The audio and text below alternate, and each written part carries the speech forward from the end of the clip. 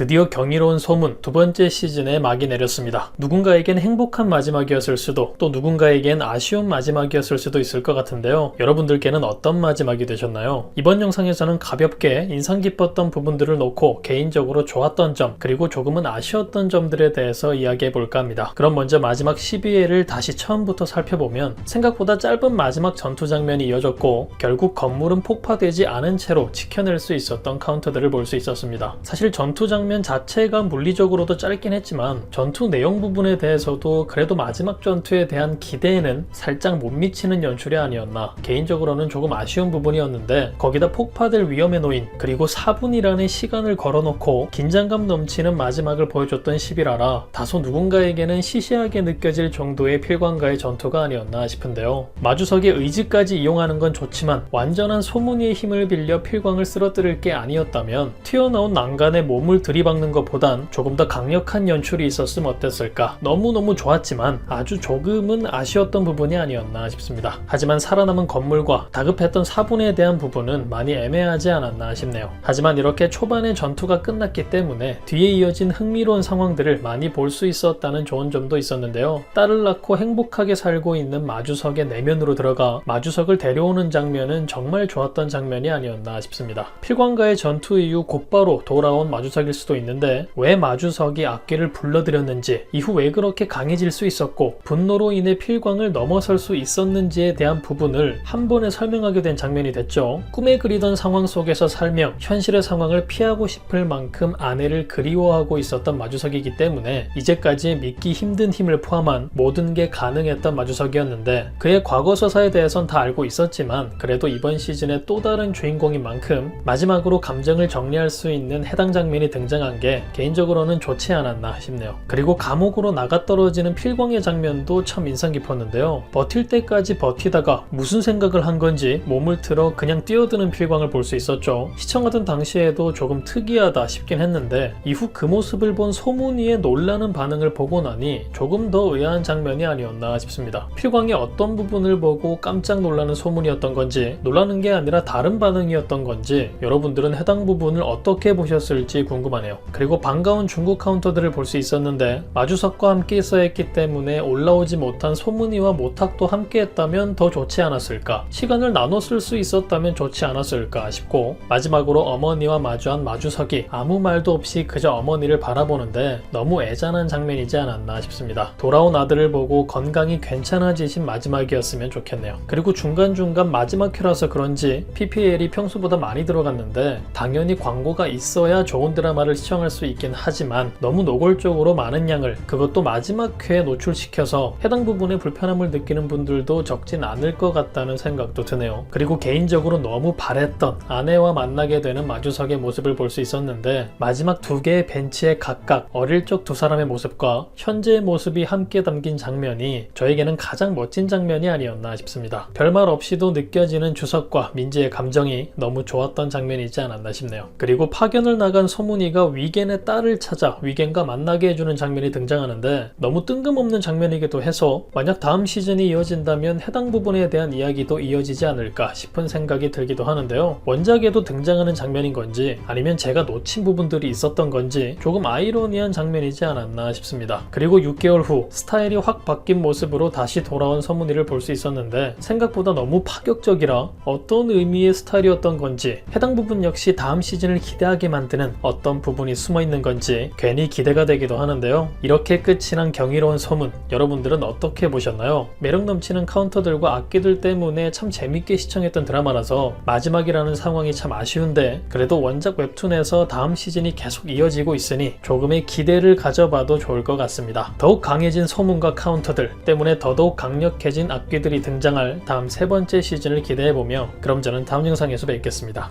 감사합니다.